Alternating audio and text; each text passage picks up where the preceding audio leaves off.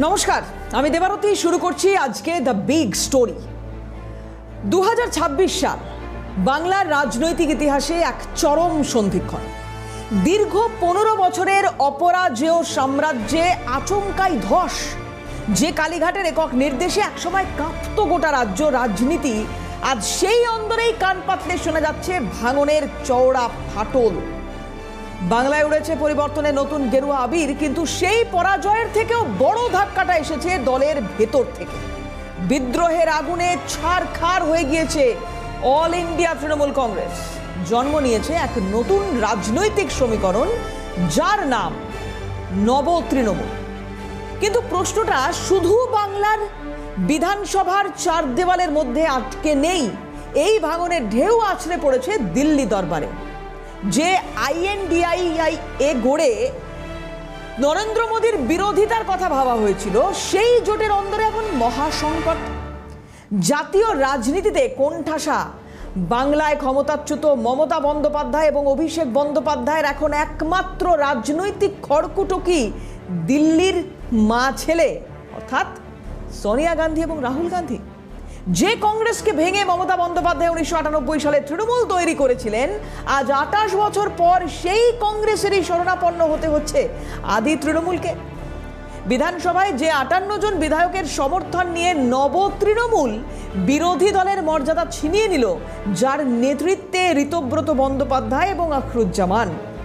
দিল্লির আসন্ন INDIA এর বৈঠকে কোন তৃণমূলকে চেয়ার দেবে কংগ্রেস? অধীর চৌধুরী রাজ্য কংগ্রেস কি আদৌ মেনে নেবে মমতা বন্দ্যোপাধ্যায় অভিষেক বন্দ্যোপাধ্যায়ের এই আদি রূপকে, নাকি পিসি ভাইপোর রাজনৈতিক অস্তিত্ব রক্ষায় শেষ অক্সিজেন হয়ে দাঁড়াবে 10 জনপদ? দলবদল আর ভাঙনের রাজনীতিতে প্রতিপক্ষকে বারবার খড়কুটোর মতো উড়িয়ে দিয়েছে তৃণমূল কংগ্রেস, আর আজ সেই দলটাই নিজের পাতা ফাঁদে বন্দী। বিদ্রোহের আগুনে পুড়ে ছারখার হয়ে গিয়েছে মমতা বন্দ্যোপাধ্যায়ের সাধের দল। শুধু ভাঙন নয়, ভারতের সংসদীয় রাজনীতির ইতিহাসে অন্যতম নজিরবিহীন ঘটনা ঘটিয়ে রাজ্যের প্রধান বিরোধী দলের মর্যাদা ছিনিয়ে নিয়েছে নবতৃণমূল। হ্যাঁ, ঠিকই শুনছেন, খাতায় কলমে ক্ষমতা হারিয়ে তৃণমূল এখন দিশেহারা। আর তখন দলেরই অন্দরে ঘটে গেছে এক মহাবিস্ফোরণ। 58 জন বিধায়ক প্রকাশ্য বিদ্রোহ ঘোষণা করছে। স্পিকারের কাছে নিজেদেরকে আলাদা করার জন্য, আলাদা পরিচিতি আদায়ের জন্য, স্বীকৃতির জন্য আবেদন জানিয়েছে এবং রাজনৈতিক অলিন্দে জন্ম নিয়েছে নব তৃণমূল। এই নতুন শিবিরের প্রধান কাণ্ডারি হিসেবে উঠে এসেছেন ঋতব্রত বন্দ্যোপাধ্যায়, হয়েছেন নতুন বিরোধী দলনেতা। ঋতব্রত বন্দ্যোপাধ্যায়ের নাম প্রস্তাব করা হয় এবং বিধানসভায় তার জন্য নির্দিষ্ট ঘরও খুলে দেওয়া হয়েছে। এই নতুন দলের সাংগঠনিক কাঠামো অত্যন্ত চতুরতার সঙ্গে সাজানো হয়েছে। চিফ হুইপের অত্যন্ত গুরুত্বপূর্ণ দায়িত্ব দেওয়া হয়েছে প্রবীণ এবং পুরোধার রাজনীতিক আখরুজ্জামানকে। শুধু তাই নয়, বিধানসভার অন্দরে ফ্লোর ম্যানেজমেন্ট এবং সরকারকে কোণঠাসা করতে 4 জন অভিজ্ঞ বিধায়ককে ডেপুটি লিডার বা উপনেতার দায়িত্ব দেওয়া হয়েছে। ঋতব্রত বন্দ্যোপাধ্যায় এবং আখরুজ্জামান স্পষ্ট করে দিয়েছেন তাদের অবস্থান, তাদের ভূমিকা হবে সম্পূর্ণ গঠনমূলক এবং সদর্থক। এই পুরো সমীকরণে সবচেয়ে তাৎপর্যপূর্ণ এবং বিস্ফোরক মন্তব্যটি এসেছে অভিষেক বন্দ্যোপাধ্যায়কে কেন্দ্র করে। তাদের দাবি, অভিষেক বন্দ্যোপাধ্যায়ের সঙ্গে এই অষ্টাদশ বিধানসভার দূর দূরান্তের কোনো সম্পর্ক নেই। তিনি দলের পরাজয়ের দায় এড়াতে পারেন না এবং এই নতুন বিধায়ক দলের ওপর তার কোনো কর্তৃত্ব বা হুইপ চলবে না। ঋতব্রত বন্দ্যোপাধ্যায় কি বলেছেন দেখুন। জিজ্ঞাসা করছিলেন যে অভিষেক বন্দ্যোপাধ্যায়ের কি একটা চিঠির কথা। অভিষেক বন্দ্যোপাধ্যায়ের সঙ্গে অষ্টাদশ পশ্চিমবঙ্গ বিধানসভার দূর দূরান্তের কোনো সম্পর্ক নেই। আমরা তৃণমূল কংগ্রেসের প্রতীকে 80 জন বিধায়ক তারা নির্বাচিত হয়েছেন, তার মধ্যে 60 জন বিধায়ক আপাতত মনে করেছেন রীতিনীতি মেনে যে এটাই হচ্ছে এই অষ্টাদশ বিধানসভার ভেতরে প্রিন্সিপাল অপোজিশন, এবং আমরা তৃণমূল কংগ্রেসকে রিপ্রেজেন্ট করছি। আমরা তৃণমূল কংগ্রেসের প্রতিনিধি হিসেবে এখানে রয়েছি।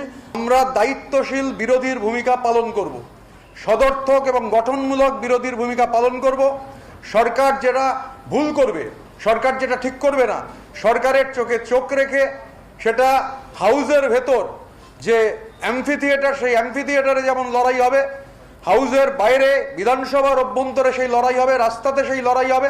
আমরা আলাপ আলোচনা করবো এবং আলাপ আলোচনা করে সিদ্ধান্ত গ্রহণ করবো। যে বললাম যে আমি যেহেতু বস নই, আমি বসিং এ বিশ্বাস করি না, বসিং এর বিরুদ্ধে আমার তীব্র আপত্তি রয়েছে, স্বাভাবিকভাবে আমি একা কিছু, আমরা যা হবে কালেকটিভলি সিদ্ধান্ত করব, প্রয়োজনে প্রতি 15 দিনে। এখন প্রশ্ন হলো যে মমতা বন্দ্যোপাধ্যায়ের ভূমিকাটা তাহলে কি হবে, কি অবস্থান হবে তার? আর এখানে ট্র্যাজিক হিরোর মতো অবস্থা তৃণমূল নেত্রী। নব তৃণমূলের পক্ষ থেকে মমতা বন্দ্যোপাধ্যায়কে পুরোপুরি উড়িয়ে দেওয়া হয়নি, বরং তাকে এক প্রকার আলংকারিক পদে বসানোর প্রস্তাব দেওয়া হয়েছে। বিদ্রোহী বিধায়করা মমতা বন্দ্যোপাধ্যায়কে প্রধান পরামর্শদাতা হিসেবে থাকার অনুরোধ জানিয়েছেন। মমতা বন্দ্যোপাধ্যায়ের অবস্থা এখন শ্যাম রাখি না কুল রাখি। একদিকে নিজের স্নেহের ভাইপো অভিষেক বন্দ্যোপাধ্যায়ের রাজনৈতিক ভবিষ্যৎ, আর অন্যদিকে নিজের তৈরি দলের 58 জন বিধায়কের এই বিপুল বিদ্রোহ। কাকে ত্যাগ করবেন তিনি? ভাইপোকে বাঁচাতে গেলে দল সম্পূর্ণ হাতছাড়া হয়ে যাচ্ছে, আর দল বাঁচাতে গেলে ভাইপোকে কোণঠাসা করতে হচ্ছে। বাংলার অগ্নিকন্যা আজ নিজের রাজনৈতিক জীবনের সবচেয়ে কঠিন দোলাচলের মুখোমুখি দাঁড়িয়ে।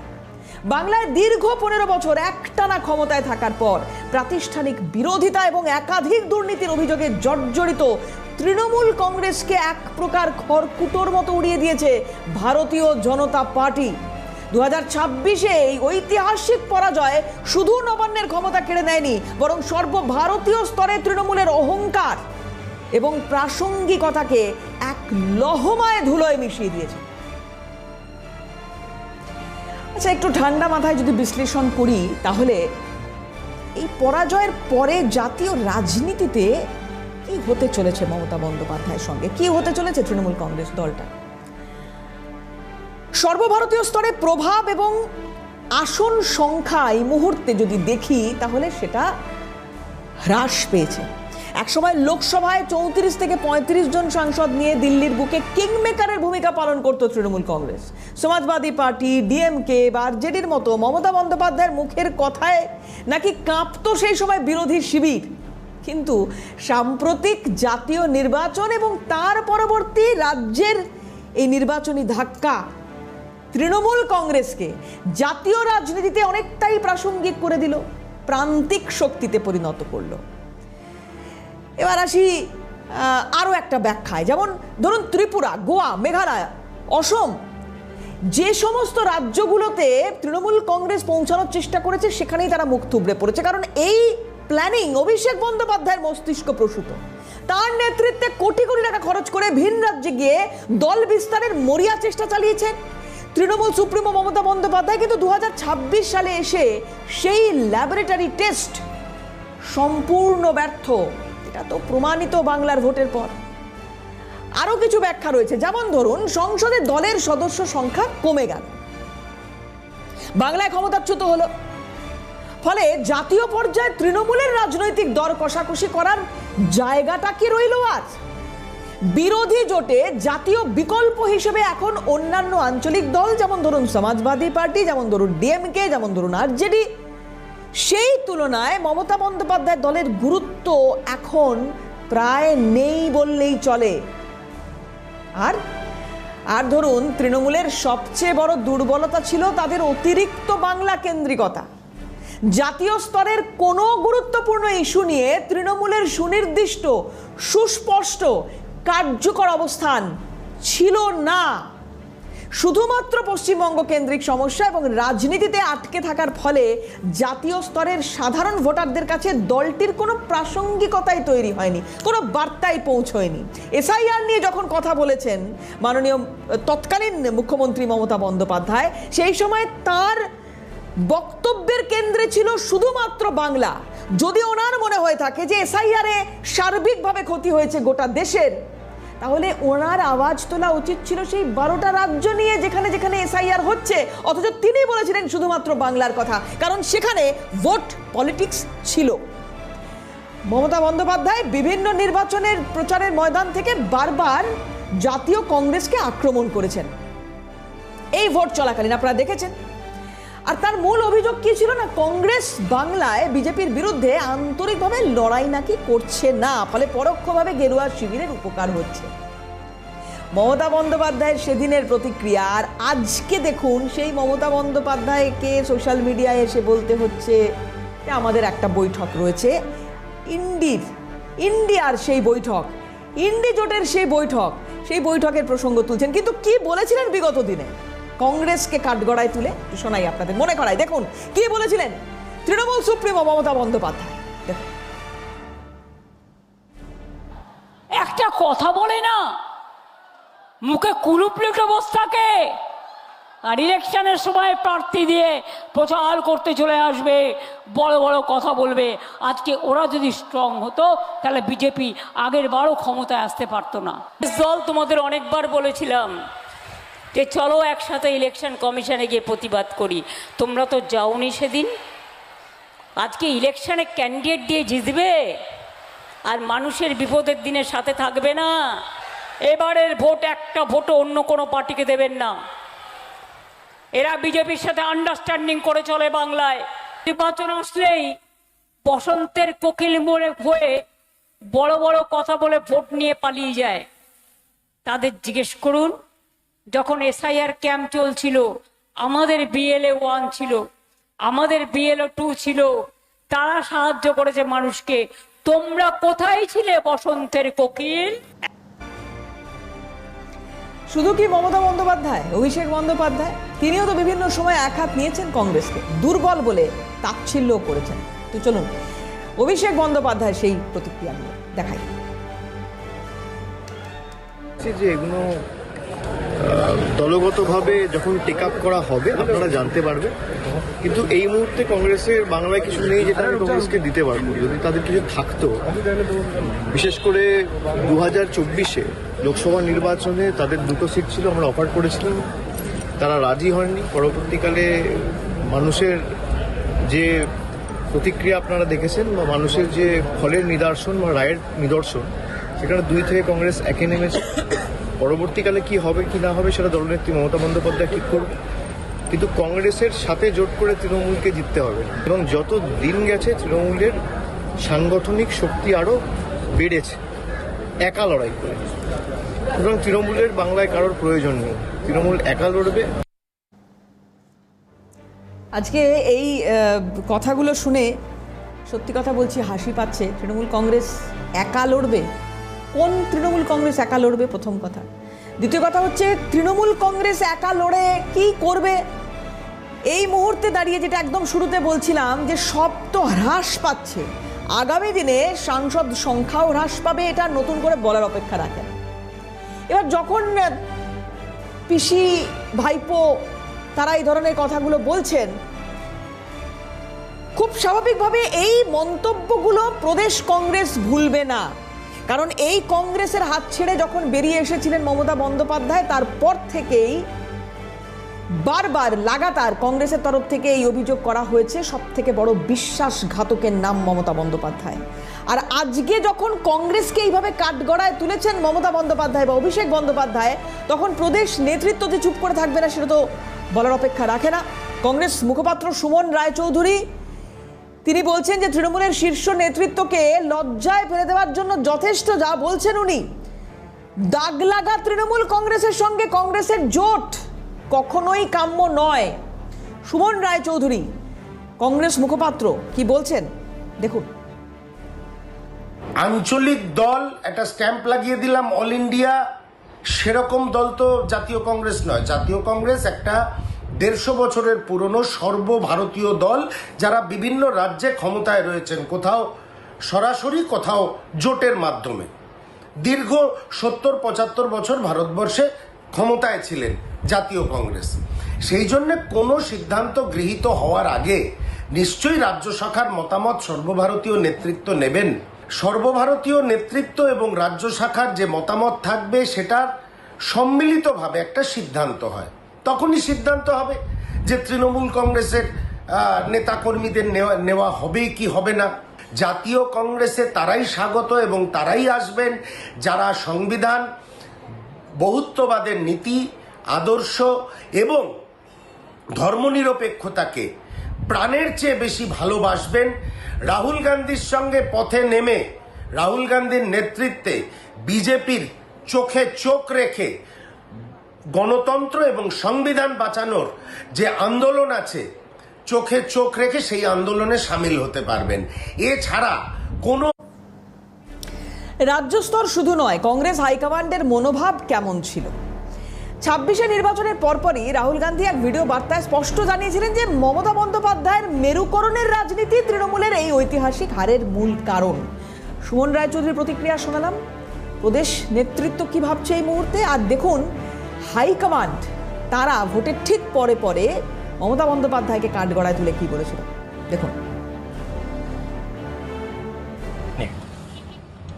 साफ सुथरी सरकार चलाई होती, अगर ममता जी ने बंगाल को पोलराइज नहीं किया होता तो बीजेपी के लिए रास्ता नहीं खुलता। अगर ममता जी ने साफ सुथरी सरकार चलाई होती, अगर ममता जी ने बंगाल को पोलराइज नहीं किया होता तो बीजेपी के लिए रास्ता नहीं खुलता। তবে হ্যাঁ, এটাও ঠিক, রাজনীতিতে পার্মানেন্ট বন্ধু বা শত্রু বলে কিছু হয় না।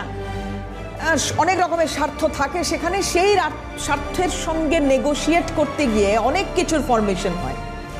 যখন এই প্রতিক্রিয়াগুলো কংগ্রেসের তরফ থেকে আসছে, তৃণমূলের প্রতিক্রিয়াগুলো শোনাচ্ছিলাম আপনাদের কিছুক্ষণ আগে, যে তারা কিভাবে মেলাইন করার চেষ্টা করেছিল সেই সময় কংগ্রেসকে। আর এই সব কিছুর মধ্যে তৃণমূল কংগ্রেসের আজকের অবস্থান দেখুন। এত বড় বড় কথা, লম্বা চওড়া বুলি কোথায় হারিয়ে গেল? সেই ক্ষতস্থান যে তৈরি হলো তৃণমূল কংগ্রেসের, সেখানে নুনের ছিটে দিতে ছাড়লো না বিজেপি। কি বলা হচ্ছে বিজেপির তরফ থেকে শোনাবো, একটা বিরতি নিতে হবে, তারপর ফিরছি, সঙ্গে থাকুন। ফিরে এলাম বিরতির পর। বিজেপি তারা কি বলছে এই পুরো বিষয় নিয়ে একটু দেখাই আপনাদের। দেবজিৎ সরকার, বিজেপির প্রধান মুখপাত্র, দেখুন। কোন কংগ্রেসকে ভেঙে তিনি যখন বেরিয়ে এসেছিলেন, তখন এটা হচ্ছে একটা পদ্ধতি। তৃণমূলের বহমানতা, গদ্দারি, তৃণমূলের বহমানতা, বেইমানি, এটাই ওদের নিয়ম। ছত্রধর মাহাতো, তারপরে হচ্ছে ওই কি যেন যাকে গুলি করে মেরে ফেললেন, কিষাণজি, তারপরে আরও অনেকে, যাদেরকে নিয়ে মমতা বন্দ্যোপাধ্যায় দল গড়েছিলেন এবং যাদের সমর্থন নিয়ে করেছিলেন, আমি নাম করে করে বলতে পারি, তাদের সঙ্গে তিনি বিশ্বাসঘাতকতা, বিস্তীর্ণভাবে বিশ্বাসঘাতকতা করেছিলেন। সেই মমতা বন্দ্যোপাধ্যায়ের প্রথমের দিকে আমাদের সঙ্গে অ্যালায়েন্স ছিল। বিজেপির তরফ থেকে বিভিন্ন রকমের সহায়তা উনি পেয়েছিলেন ওনার দলকে দাঁড় করানোর জন্য। তার বদলে গত নির্বাচনের প্রথম 23 দিনে আমাদের 56 জন লোক খুন হয়ে গিয়েছিলেন, 1200-র কাছাকাছি মহিলা ধর্ষিতা হয়েছিলেন অথবা তাদেরকে অত্যাচার করা হয়েছিল। কথায় বলে বা রাজনীতির অনিন্দে কান পাতলে শোনা যায় যে শুভঙ্কর সরকার অধীর রঞ্জন চৌধুরীর মতো মারাত্মক তৃণমূল বিদ্বেষী নন। এখন এই শুভঙ্কর সরকারের হাত ধরে আগামী দিনে যখন শোনা যাচ্ছে যে এই সামনের সপ্তাহে নাকি একটি বৈঠক রয়েছে INDI এর, তো যদি একটা নেগোসিয়েশনে আনা যায় আর কি সবটা মিলিয়ে, তো সেটা মন্দ হয়তো হবে না। কিন্তু আবার বলছি, এখানে কোন তৃণমূল কংগ্রেসের হাত ধরবে? যদি কংগ্রেস হাইকমান্ড হাত ধরতে চায়, তো কোন তৃণমূল কংগ্রেসের হাত ধরবে? আজকে তো একটা নতুন তৃণমূল কংগ্রেসকে আমরা দেখেছি, আজকে তো সম্পূর্ণ অন্যরকমের একটা ছবি দেখেছি। দেখুন, যখন এই ডিম কাণ্ড ঘটলো, মানে ওই অভিষেক বন্দ্যোপাধ্যায়কে লক্ষ্য করে ডিম ছোড়া হলো, তারপরে রাহুল গান্ধী তিনি অভিষেক বন্দ্যোপাধ্যায়ের খোঁজ খবর নিলেন, বললেন যে যদি ওখানে ট্রিটমেন্ট না হয় তাহলে হায়দ্রাবাদে নিয়ে আসতে পারি আপনাকে, সেখানে গিয়ে ট্রিটমেন্ট করতে পারি। এখন এটাতে যে এই মমতা বন্দ্যোপাধ্যায় বিগত সরকারটাকে অপমান করা হয় যে এখানে সেই স্বাস্থ্য ব্যবস্থাই গড়ে ওঠেনি গত 15 বছরে যে ডিম ছোড়ার ট্রিটমেন্ট এখানে করা যেতে পারে। এই ট্রিটমেন্ট করতেও হায়দ্রাবাদ যেতে হবে অভিষেক বন্দ্যোপাধ্যায়কে। তো ফলে রাহুল গান্ধীর এই আমন্ত্রণ ওরা কিভাবে দেখবেন সেটা ওনাদের বিষয়। অখিলেশ যাদব যখন উত্তরীয় পড়িয়ে দিচ্ছেন, এখানে এসে দেখা করছেন এবং সান্ত্বনা দিয়ে বলছেন না না আপনাকে চেয়ার ছাড়তে হবে না, আপনাকে তো জোর করে হারানো হয়েছে। তো এইরকম বন্ধুর থেকে শত্রু ভালো। মমতা বন্দ্যোপাধ্যায় সেটা বিচার করবেন যে তারা আগামী দিনে, মানে মমতা বন্দ্যোপাধ্যায়, অভিষেক বন্দ্যোপাধ্যায় আগামী দিনে এদের হাত ধরবেন কিনা। রাহুল গান্ধী যদি মমতা বন্দ্যোপাধ্যায়ের হাত ধরেন, আমি জানি না কোন তৃণমূলের হাত ধরবেন, তাও আমি বলছি যে তৃণমূল সুপ্রিমো তার সঙ্গে শোনা যায় যে কংগ্রেসের নাকি খুব ভালো সম্পর্ক, মানে সোনিয়া গান্ধী আর গান্ধী পরিবারের। কিন্তু সব থেকে বড় কথা এটাই এখানে দাঁড়িয়ে, যদি রাহুল গান্ধী মমতা বন্দ্যোপাধ্যায়ের হাত ধরেন, তাহলে আজকে এই বাংলার যা অবস্থা, মমতা বন্দ্যোপাধ্যায় যেখানে বাংলাটাকে নিয়ে গেছেন ঠিক তেমনটাই কংগ্রেস বা INDI এর হবে না তো? সাবধান রাহুল গান্ধী, আপনি দেখুন আপনার সিদ্ধান্ত, আপনি কি করবেন। কিন্তু পরিবারতান্ত্রিক দল যেভাবে ভারতবর্ষকে নষ্ট করতে পারে বলে প্রধানমন্ত্রী নরেন্দ্র মোদী একাধিক সভায় বক্তব্য রেখেছেন, বারবার এই কংগ্রেসকে কাঠগড়ায় তুলেছেন, কারণ গান্ধী পরিবারের বাইরে কংগ্রেসের সার্বিক ক্ষমতা কখনো বেরোয়নি, কুক্ষিগত করে রেখেছে এই গান্ধী পরিবার এই সার্বিক ক্ষমতাকে, ঠিক যেমন করে রেখেছে ব্যানার্জি পরিবার। মমতা বন্দ্যোপাধ্যায় তার লিগাসি অভিষেক বন্দ্যোপাধ্যায় বহন করতে গিয়ে আজকে দলটার যা পরিণতি হয়েছে, ঠিক একইভাবে গান্ধী পরিবারের লিগাসি এইভাবেই বহমানতার সঙ্গে চলছে, যে কারণে কংগ্রেস দীর্ঘ বছর ধরে ক্ষমতার অলিন্দে নেই। ভারতবর্ষে এই মুহূর্তে যে সরকারটা চলছে, অর্থাৎ মোদী সরকার, নরেন্দ্র মোদী সরকার, সেই 56 ইঞ্চি ছাতির কাছে এরা কি খুব একটা গুরুত্ব পাবে, যতই INDI তৈরি হোক না কেন। ফলে মমতা অভিষেক কি করবেন আগামী দিনে সেটা তাদের বিষয়, কিন্তু রাহুল গান্ধী বা সোনিয়া গান্ধী বা কংগ্রেস নেতৃত্ব তারা এদের মানবে কিনা, বা পরিবারতন্ত্রকে ভারতবাসী মানবে কিনা, সেই প্রশ্ন থাকলো আগামী দিনে। আজকে বিগ স্টোরি এখানেই শেষ করছি। অন্যান্য সব খবরের জন্য আপনার চোখ থাকুক।